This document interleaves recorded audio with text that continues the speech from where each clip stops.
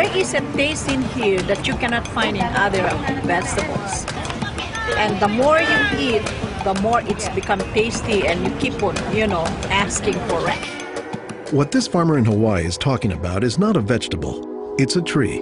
And while Vicky Domingo says it has an unusual flavor, there's more to this tree than meets the taste buds.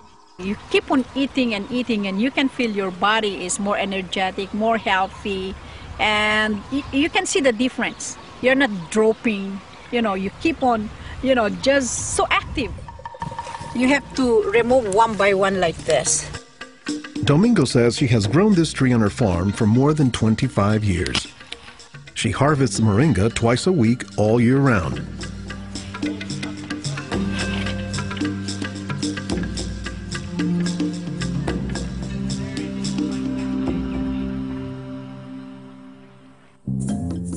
Every week, Domingo sends 1,000 pounds of moringa to the mainland. The rest of it ends up here at a Honolulu farmer's market, where most of her customers have eaten it their entire lives. Well, in the Philippines, it's a third country. In other words, not a rich country. We cannot afford to go to the doctor for medicinal purposes, so we use this in our daily lives so we can have more energy, more vitamins to supplement our daily nutrition in our body. The tree is called moringa, or as the Filipinos call it, marunggay. An awful lot of cultures have one or more plants that are kind of markers that people think of themselves when they think of that plant. Dr. Will McClatchy is an ethnobotanist at the University of Hawaii. He studies the ways that humans interact with plants. If you drive around Honolulu here, you'll see a lot of houses have at least one marunggay in the yard, maybe a little forest of them, and that's a pretty good indicator that there's a Filipino family there. Jokingly, we say it our Filipino banner, which is our Filipino flag. Once you see this, that means, oh, Filipino stays there. Domingo says there are many nutritional and medicinal uses for moringa. All parts of the tree are usable, from the roots to the stem, to the leaves, to the flowers, and to the pod. The roots, you can use that as a tea. And then the trunk, you can scrape it, squeeze it, get the juice, put in your cut skin, and your skin will heal. Some of this may be folktale, but some cultures have used moringa as a medicinal plant for thousands of years. McClatchy says moringa is worthy of its reputation as a tree with unusual nutritional properties. Thank you. Moringa is one of these trees that is a multi-purpose plant that fulfills such a high percentage of kind of basic needs that when people get used to using it, they really can't see what it's like to live without it. And many cultures don't. Today, moringa is used as a remedy and, in essence, a multivitamin in many of the world's warmest regions. Moringa is used widely in Africa and South Asia, and it's been introduced into South America and Central America, where it's also being used. So, this is not just a plant of a single community.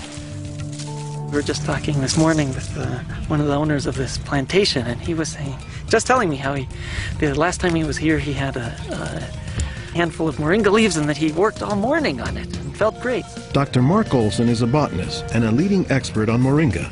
He teaches at Instituto de Biología, Universidad Nacional Autónoma de México in Mexico City.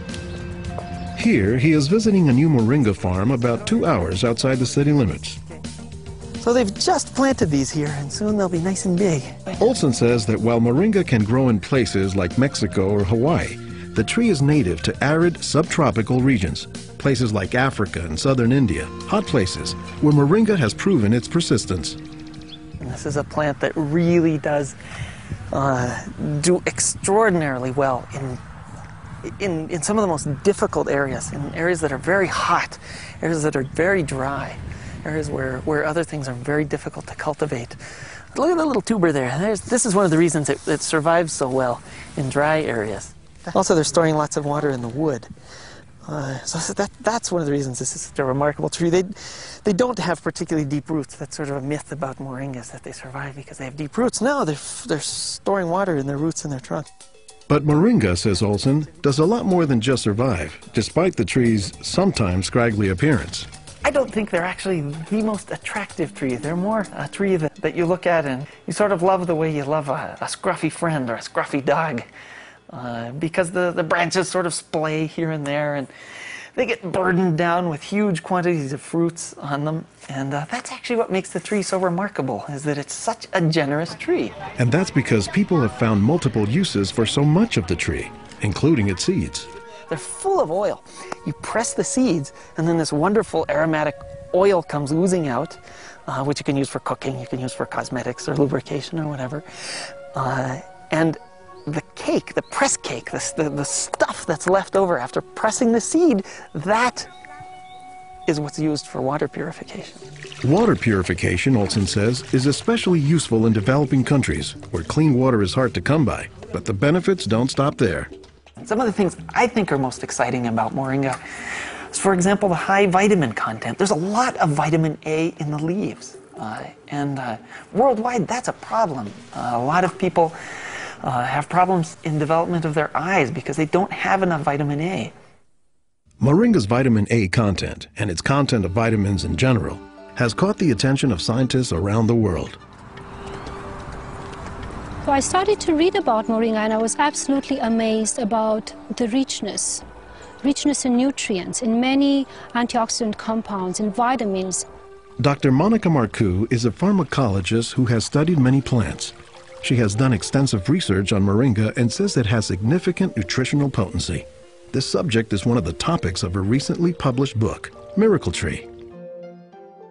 To me, it was just a natural pathway from my scientific background and my love for trees to writing this exciting book on one of the most exciting and extraordinary trees of our world. Marcoux spends much of her time looking at trees and plants, both as a pharmacologist and as an artist. While Marcoux, the nature photographer, is grabbing shots of plants, Marcoux, the pharmacologist, says she has a bigger concern. We are having an epidemic of cancer and cardiovascular diseases and many other chronic diseases. It's because we basically do not eat what we are supposed to eat. Most of the plants are famous for a particular type of nutrient, like for instance the orange or the lemon is famous for a high content of vitamin C. The spinach, for instance, on the other hand, is famous for its iron content. Moringa is very unusual because this single plant contains a wide variety of nutrients, but also in quite very high amounts. Marcoux says this concentration of nutrients combined with low calories and low sodium content makes moringa an ideal energy food or supplement that can help offset the typically unhealthy Western diet. Many of the Westerners are also deficient in antioxidant and anti-aging substances that are mostly found in plants. Antioxidants, according to the National Institutes of Health, protect the body's cells and may prevent cancer. And Marcoux says moringa is a treasure trove of antioxidants that happen to work hand in hand. Antioxidant substances and antioxidant vitamins work together in the body. For instance, it's known that selenium works better in the presence of vitamin E. Moringa has high amounts of selenium and has also vitamin E. While many plants contain antioxidants, Dr. McClatchy says that moringa is also high in the nutrients we usually associate with meat. Moringa is well known for being a good source of leafy green vegetable protein. And you don't get a lot of protein out of many vegetable foods other than like beans and things like that. So getting it out of the leaves is really a big deal. And while there are a few other plants like soy that are protein rich, Olson says moringa is special. I have a lot of food allergies. I'm allergic to wheat, I'm allergic to eggs. Soy tends to be a fairly highly allergenic food. It causes allergies easily in many people. We think that this is because of the form that some of the proteins are in soy. They're apparently in a form that's very simple and fairly easy for the body to assimilate in moringa. According to the United States Department of Agriculture,